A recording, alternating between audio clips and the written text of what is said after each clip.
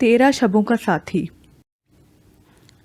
आने वाले दिनों में तन्हाई का एहसास तो रहा, मगर आज़ादी की खुशी भी थी। अब फूफी की निगाहों में इसके लिए बेजारी और नापसंदीदगी साथ साथ नहीं थी। वो सारा वक्त मुलाजमों के साथ लगी रहती। एक हफ्ता यूं गुजरा कि उसे पता भी नहीं चला। घर को अपनी पसंद से सजाते संवारते वो मगन सी रहती थी। हाँ, चौधरी साहब ने शायद ज़्यादा ही महसूस किया जो बीमार पड़ गए, और उस दिन जो डेरे से लौटे तो असमत उन्हें देखकर फिक्रमंद ही हो गई। आप शहर जाकर डॉक्टर को दिखाएं अम्बा। शहर के डॉक्टर की दवाएं भी मुझे अमीर अली ने लाकर दी हैं, और ये एक माजून भी दिया है। मैं दोनों चीज़ें बाकायदगी से इस्तेमाल कर रहा हूँ, मगर फ़ायदा नहीं हो रहा। तो अपने इलाके के हकीम साहब से ही मशवरा कर लें। हमारे इलाके का हकीम तो बस गुजारा ही है। ये माजून भी अमीर अली शहर के एक मशहूर हकीम से लाया है। 3 दिन तक चौधरी साहब वही माजून इस्तेमाल करते रहे, और तीसरे दिन शाम को नकाहत का ये आलम था कि बिस्तर से उठने में वक्त हो रही थी। इन्होंने अपने ड्राइवर को डेरे पर भेजकर मलिक अमीर अली को फ़ोन करवाया और ख़ुद आने को कहा। इसने वापस आकर बताया, मलिक साहब मौजूद नहीं थे, आपका पैगाम और तबीयत ख़राब होने का बता दिया है। अब्बा, अब ठीक होकर घर में फ़ोन लगवा लें, ज़रूरत पड़ ही जाती है। असमत पूरी तरह घबरा रही थी और ऐसे में शेरको को यहाँ मौजूद देखना चाहती थी। तुम ड्राइवर को फ़ौरन कुबरा के यहाँ भेजो, इसे बुला लो, ऐसा न हो कि देर हो जाए। इन पर शदीद घबराहट तारी थी और बोलने में वक़्त का सामना था। असमत फ़ौरन बाहर को लपकी, ड्राइवर को फ़ौरन कुबरा फूफी के यहाँ रवाना किया। इनकी आमद से पहले अमीर अली चले आए। क्या हुआ चौधरी? हट्टे कट्टे होकर बिस्तर संभाल लिया है। आते ही उनके बिस्तर पर बैठ गए और खुश मिजाजी से कहने लगे। फिर असमत से बोले, तुम जाकर एक गिलास दूध ले आओ। वो सर अल्फात में हिलाकर कमरे से बाहर आ गई, और जब दूध का गिलास लेकर वापस लौटी तो उसका बाप दुनिया से रुखसत हो चुका था। नहीं नहीं, ये कैसे हो सकता है? अब्बा, अब्बा उठें, ये दूध पी लें। वो बेयकीन थी, बाप यूं अचानक चला जाएगा, वहम और गुमान में भी न था। अमीर अली ने दूध का गिलास इसके हाथ से ले लिया और बोले, खुद को संभालो, अब तुम ही इस हवेली, इस जायदाद की मालिक और रखवाली करने वाली हो। खुदा के लिए डॉक्टर को बुलाओ, इन्हें दिखाओ तो सही, शायद अभी कुछ सांसें बाकी हों। नहीं, इन्हें कोई डॉक्टर वापस नहीं ला सकता। तुम्हें हौसला करना होगा, होशमंदी का सबूत देना है। जब तक कुबरा पहुंची, हवेली सोगवारों से भर चुकी थी। असमत को हवास बरकरार रखना मुश्किल हो रहा था। अमीर अली ने कुबरा को दवा देकर कहा था, ये असमत को दे दो, वो संभल नहीं पा रही, ये सदमा उसके लिए बहुत बड़ा है। असमत के लाख इनकार के बावजूद कुबरा और अमीर अली ने ये दवा उसे खिला दी, और फिर उसे कुछ होश न रहा। जब वो होश में आई थी तब वहाँ कुछ बाकी न था। वो बाप को रुखसत होते भी देख ना सकी, और इस बात का शदीद कलक था। अपने गुस्से का इजहार कुबरा और अमीर अली के सामने भी कर डाला। तुम पागल हो रही थी, अगर कुछ हो जाता हम कहाँ संभालते तुम्हें। कुबरा ने नाराज़ी से उसकी बात रद्द की थी। आप लोगों को यूँ नहीं करना चाहिए था। हम तुम्हारे बड़े हैं, हमने जो कुछ किया तुम्हारी बेहतरी के लिए किया। उन्हें तो जाना ही था। अगर तुम होश में होती तो क्या रोक लेती?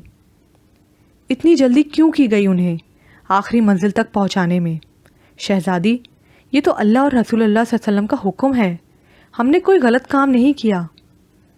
मैं फिर यही कहूँगा, तुम इस बारे में ज़्यादा न सोचो, आराम करो, तुम बहुत कमज़ोर हो रही हो। बाकी हवेली और जायदाद की बिल्कुल फ़िक्र ना करो, आखिर मैं किस लिए हूँ सब देख लूँगा। बीबी, तुम्हारे लिए कुछ खाने को लाऊं? रखी चली आई और बड़े प्यार और अपनाइयत से उसका हाथ थामकर पूछने लगी, नहीं, मुझे भूख नहीं है। थोड़ा सा कुछ खा लो, दूध ही पी लो। उसने प्यार से हाथ में लिया हाथ थपक कर कहा। उसने जब कुछ खाना होगा हम खुद मंगवा लेंगे, चलो निकलो यहाँ से। अमीर अली ने रखी को बुरी तरह डांट कर बाहर निकाल दिया। असमत को अच्छा नहीं लगा, मगर फ़िलहाल اس کی دماغی حالت ایسی تھی کہ وہ زیادہ دیر کسی ایک بات کو سوچ ہی نہیں سکتی تھی۔ ذہن گوتے کھا رہا تھا۔ وہ کمرے میں امیر علی کی موجودگی کا احساس کیے بغیر لیٹ گئی اور بایاں بازو آنکھوں پر رکھ لیا۔ سونا چاہتی ہو؟ چلو یہ تو اچھی بات ہے۔ دونوں باہر نکل گئے اور وہ بے آواز رونے لگی۔ امیر علی نے اپنے گاؤں پیغام بھیج کر اپنے کچھ خاص ملازم یہاں بلا لیے تھے۔ کبرا نے وجہ پوچھی اور کہا تھا، ملازموں کی ہماری حویلی میں کمی تو نہیں ہے؟ جو میں سوچ رہا ہوں وہ تم نہیں سوچ سکتی۔ اس وقت یہ جو برادری کے اتنے لوگ جمع ہیں، یہ چودھری بھائی کی محبت میں نہیں آئے، انہیں جائیداد کا لالچ یہاں کھینچ لایا ہے۔ چودھری صاحب کا نہ کوئی بیٹا نہ بھائی، اس طرح بہت سے دعوے دار دعویٰ کریں گے، قانونی طور پر حصہ بھی بنے گا۔ کبرا کچھ سوچتے ہوئے پریشان کن لہجے میں بولی، گولی مارو قانون کو، میرے ہوتے ہوئے تمہیں کسی فکر کی ضرورت نہیں، کسی کو ایک پیسہ بھی نہیں لینے دوں گی۔ کبرا نے احسان مندی سے سر ہلا دیا۔ میں نے اپنی ملازمہ شادو سے کہا ہے وہ عصمت کو دودھ کا گلاس دے آئے، تم ساتھ جانا، اپنی موجودگی میں اسے پلانا، ورنہ شاید وہ پینے سے انکار ہی کر دے۔ وہ اتنا کہہ کر مردانہ حصے کی طرف چل پڑے۔ برادری کی عورتوں نے انہیں بغور دیکھا اور اشاروں میں ایک دوسرے کو اس کے بارے میں بتانے لگی۔ یہ خاندان میں سے نہیں ہے، ذات برادری بھی الگ، مگر اس وقت تو یوں لگ رہا ہے سب کچھ اسی کے ہاتھ ہے۔ وہ اس کی موجودگی کو پسند نہیں کر رہی تھی۔ ہاں سنا ہے، بڑی پہنچ والا ہے، شہر میں بڑا آنا جانا ہے، افسروں سے سلام دعا کرتا ہے اور ناچ گانا دیکھنے بھی جاتا ہے۔ اسی علاقے کی زمیندار کی بیوی نے رازداری سے بتایا۔ اچھا، اس کی بیوی نظر نہیں آئی، نہ ہی بچے کے بارے میں پتہ چلا ہے۔ وہ اپنی بیوی کو اہمیت ہی کب دیتا ہے؟ بیچاری سیدھی سادی ہمارے تمہارے جیسی عورت ہے، یہ اسے سر نہیں اٹھانے دیتا، باہر کی عورتوں میں عیش کرتا ہے۔ اور بچے؟ کسی اور نے پوچھا۔ 2 بچے ہیں، ایک لڑکی جوان ہے، اپنی عصمت سے 1-2 برس چھوٹی ہوگی، اور ایک لڑکا سائلوک ہے بیچارہ۔ بڑا علاج کروایا ہے ملک نے، مگر لگتا ہے قدرت بھی اسے بیٹے کی صورت میں اس کے گناہوں کی سزا دے رہی ہے۔ دوسری شادی نہیں کی اس نے بیٹے کے لیے، آخر اتنی زمینیں جائیدادیں ہیں، ایسے مردوں کا کیا اعتبار؟ شاید کر رکھی ہو، لیکن بظاہر تو ایک ہی بیوی ہے، اور اس کی وجہ اس کے 4 سالے ہیں۔ زیادہ زمینوں والے تو نہیں، مگر بدمعاشی کرتے ہیں، جاہل ہیں پکے، اگر کسی بات پر غصے میں آ جائیں پھر اپنا اچھا برا سب بھول جاتے ہیں۔ شاید انہی کے ڈر سے ملک بیوی کو گھر میں بٹھائے ہوئے ہے۔ رشتہ دار آہستہ آہستہ رخصت ہونے لگے تھے، مگر وہ جو یہ سمجھتے تھے جائیداد میں حصہ بنتا ہے، وہ ڈیرے لگائے اطمینان سے بیٹھے تھے اور آپس میں صلاح مشورے کرتے رہتے تھے۔ 10ویں روز کبرا نے عصمت سے اس سلسلے میں بات کی تھی اور کہا تھا، میں بھائی امیر علی سے کہوں گی اس معاملے کو جلدی نپٹا دیں۔ بھلا یہ لوگ ہوتے کون ہیں حصہ طلب کرنے والے؟ پھپھی، ان کا حق قانون بھی تسلیم کرتا ہے۔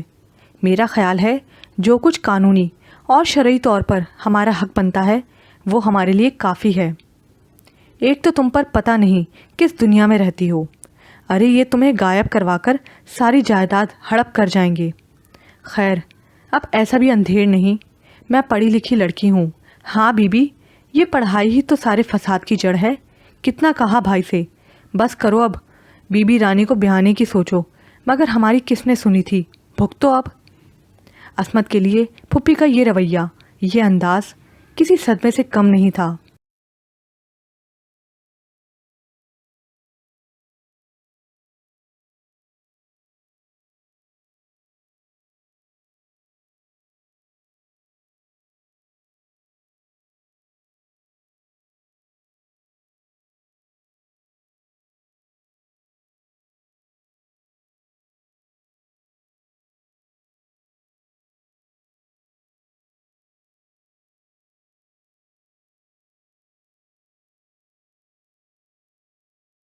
تمہارے سمجھنے نہ سمجھنے سے کیا ہوتا ہے، ہوگا وہی جو ہم چاہیں گے۔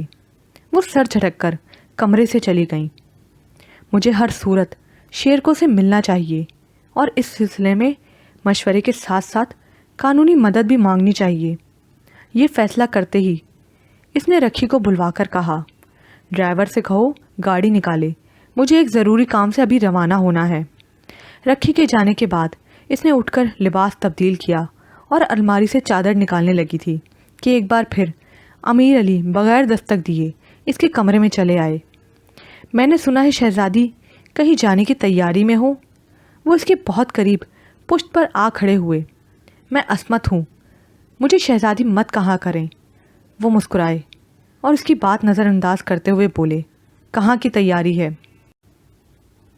दिल घबरा रहा है, बाहर निकलना चाहती हूँ। वो शेरको के यहाँ जाने का इन्हें बता नहीं सकती थी। चलो मैं तुम्हें घुमाने ले चलता हूँ।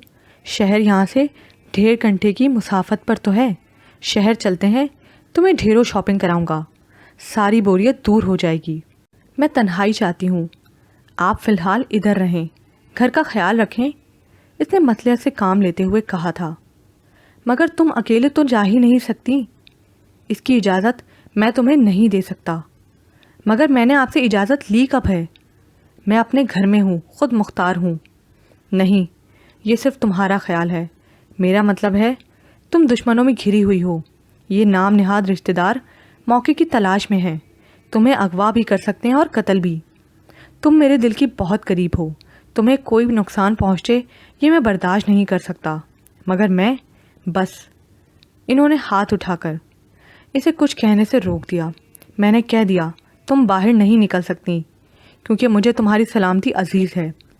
अगर मेरे साथ जाना चाहो तो चलो। वो सख्ती से बोले थे। कुछ देर इसके जवाब का इंतज़ार किया, फिर इसे खामोश देखकर बाहर निकल गए। ओ मेरे खुदा, ये कैसा अजाब है मेरे लिए। वो सर हाथों में थामकर बैठ गई। रिश्तेदार ये सोचकर आए थे अपना हिस्सा वसूल करके ही जाएंगे, मगर अमीर अली जिस तरह यहाँ छाया हुआ था, वो सब खामोश रहने पर मजबूर थे कि इनमें से कोई भी इससे टकराने की ताकत नहीं रखता था। इसने कुछ दिन बड़ी खामोशी से इनका जायज़ा लिया और फिर बोरिया बिस्तर गोल करने को कह दिया। हम फैज़ मरहूम के रिश्तेदार हैं। चंद एक ने एहतजाज किया। अच्छा, उनकी ज़िंदगी में तो मैंने तुम लोगों को कभी नहीं देखा। अंदाज में भरपूर तंज था। कुछ भी हो, हम अपना हिस्सा लेकर ही जाएंगे, दबे दबे अंदाज में कहा गया था। अच्छा, फिर देखते हैं तुम अपने हिस्से का ये ज़रा सा टुकड़ा ले पाते हो या इसके पीछे अपनी ज़मीनें भी गंवा बैठते हो। अबरू चढ़ाकर तमस्खाराना हंसी हंसकर बेनियाजी से कहा गया था। इन लोगों ने यही सोचा, अभी हक जताने के लिए हालत साजगार नहीं है, वापस जाना ही अक्लमंदी है। कुछ दिनों बाद दोबारा चक्कर लगा लेंगे। इन बिरादरी वालों में से कुछ ऐसे भी थे जिनके लड़के जवान थे। वो सोच रहे थे अगर असमत इनके बेटे से ब्याह दी जाए तो एक बड़ी जायदाद हाथ आ सकती है। इन घरों की औरतें असमत को शीशे में उतारने के लिए इसके करीब होना चाहती थीं, मगर मलिक की ख़ास मुलाजमा आड़े आती थी। वो किसी को इसके कमरे में जाने नहीं देती थी। और ये औरतें ये भी देख रही थीं असमत की हालत अजीब सी थी। वो खोई खोई और सुस्त दिखाई देती थी, बहुत कम कमरे से निकलती। इस बारे में यही पता चलता बीबी सो रही हैं। दिन के किसी एक हिस्से में इसे दूध का गिलास ज़रूर दिया जाता था। इसका खाना और दूध आम तौर पर रखी ही लेकर आती थी, जबकि बावर्ची खाना अब मुकम्मल तौर पर मलिक के एक मुलाजमा ख़ास के सुपुर्द था, जो ज़बान की कड़वी और देखने में किसी पहलवान से कम नहीं थी। दूध का गिलास वही रखी को देती थी और ताकीद करती थी, जब तक बीबी ये गिलास ख़त्म ना कर लें तुम कमरे से बाहर वापस मत आना। रखी, तुम मेरा एक पैगाम शेरको तक पहुंचा दो। आज जब रखी दूध लेकर आई, असमत काफ़ी हद तक अपने हवास में थी। ये कौन है बीबी? वही पुलिस ऑफिसर जो एक बार हमारे यहाँ आया था, वही जो बहुत सोना था। रखी ने याद किया, बिल्कुल वही। बस तुम मेरा एक ख़त किसी तरह उसे पहुँचा दो। बीबी, तुम जानती हो हम हवेली के ही एक हिस्से में बनाए गए घर में रहते हैं और मलिक के मुलाजिम अब हम सब मुलाजमों पर ख़ास नज़र रखते हैं। हम आपके किसी रिश्तेदार से ज़्यादा बात भी नहीं कर सकते, मगर मैं कोशिश ज़रूर करूँगी कि अपनी बीबी का ये काम कर दूँ। ठीक है, मैं रात को ख़त लिख दूँगी। तुम सुबह जब नाश्ता देने आओगी तब ले लेना। मगर दूध पीने के बाद वो कुछ ऐसी मदहोश हुई کہ پھر اگلی صبح ہی کی خبر لائی۔ رکھی ناشتہ لے کر آئی، ساتھ ہی یہ اطلاع بھی تھی برادری والے اپنے گھروں کو واپس جا چکے ہیں۔ مجھ سے کسی نے ملنے کی ضرورت بھی نہیں سمجھی۔ ملک صاحب نے منع کر دیا، سب سے کہہ دیا آپ بیمار ہیں۔ بہت برا کیا اس چلاک ملک امیر علی نے۔ آج وہ شدید نفرت میں گھر کر اس کا نام لے بیٹھی۔ لاؤ بی بی وہ خط تو دے دو۔ کون سا؟ عصمت کا ذہن خاصی حد تک مفلوج ہو چکا تھا۔ شیرکو کے نام جو لکھا تھا وہی۔ رکھی نے سرگوشی کی۔ اوہ میں تو بھول ہی گئی، بس نیند ہی ایسی آئی، کچھ ہوش نہ رہا۔ آج لکھ دوں گی۔ بی بی نے ابھی تک ناشتہ نہیں کیا؟ ملک کی ایک ملازمہ اس کے کمرے کے باہر نگرانی کے لیے بیٹھنے لگی تھی۔ وہ اندر آئی اور بڑے خشک انداز میں کہنے لگی، تم آئندہ میرے کمرے میں آنے کی جرت مت کرنا۔ اسے یہ انداز تپا گیا تھا۔ آرام سے بات کرو بی بی، ہم اپنے ملک کے سوا کسی کی ڈانٹ نہیں سنتے۔ وہ کمر پر ہاتھ ٹکا کر بڑی بے نیازی اور بے خوفی سے گویا ہوئی تھی۔ تو جاؤ اپنے ملک کے گھر، یہاں کیا لینے آئی ہو؟ یہ میرا گھر ہے، میں یہاں کی مالکن ہوں۔ جب ہمارے ملک صاحب ہمیں واپسی کا حکم دیں گے تبھی ہم یہاں سے جائیں گے۔ اور رکھی تو کیا ہر وقت یہاں گھسی رہتی ہے؟ تجھے اور کوئی کام نہیں ہے؟ یہ میری ملازمہ ہے، تم اس پر حکم چلانے والی کون ہوتی ہو؟ عصمت نے غصے میں ناشتے کی ٹرے الٹ دی۔ میں ابھی ملک صاحب کو بتاتی ہوں، وہ دھمکی کے انداز میں کہتی ہوئی باہر نکل گئی۔ اف پتہ نہیں یہ عذاب کب تک مسلط رہے گا ہم پر۔ میں آج ہی شیرکو کے نام خط لکھتی ہوں، تم فوراً اس تک پہنچا دو۔ شہزادی تم نے ناشتے کی ٹرے کیوں الٹ دی؟ میری نرمی کا ناجائز فائدہ مت اٹھاؤ، اور سنو میرے ملازموں کے ساتھ تمیز سے بات کیا کرو۔ خدا کے لیے تم سب نکل جاؤ میرے گھر سے، وہ چیخ کر بولی، پھر اس کے سامنے ہاتھ جوڑ کر رونے لگی۔ اس وقت جو مسکراہٹ ملک کے چہرے پر ابھری تھی وہ معنی خیز تھی۔ سر سے پاؤں تلک بغور اس مجبور لڑکی کو دیکھا، پھر خاموشی سے باہر نکل گیا۔ بی بی ایک بات میں نے سنی ہے، پتہ نہیں ٹھیک ہے یا غلط، مگر میرے دل میں بیٹھ گئی ہے۔ جو کہنا ہے جلدی سے کہہ ڈالو، کہیں وہ چڑیل پھر سے نہ آ جائے۔ بی بی جب ہمارے چودھری صاحب فوت ہوئے، گاؤں کے لوگ اطلاع ملتے ہی دوڑے چلے آئے تھے، پھر برادری کے لوگ بھی اکٹھے ہو گئے۔ سب یہی کہتے تھے جنازہ مغرب کے ساتھ اٹھایا جائے، مگر ملک نے بہت جلدی ڈال دی اور قبرستان لے گئے۔ لوگ کہتے ہیں چودھری صاحب کا جسم نیلا پڑنے لگا تھا، یوں لگتا تھا انہیں زہر دیا گیا ہے۔ لوگ چپکے چپکے ایسی باتیں کر رہے تھے۔ رکھی یہ تم کیا کہہ رہی ہو؟ میرے ابا کو زہر دے کر مارا کیا ہے؟ عصمت کے ماتھے پر پسینے کے قطرے چمکنے لگے۔ میں کتنی بے بس ہوں، کس قدر اکیلی ہوں رکھی۔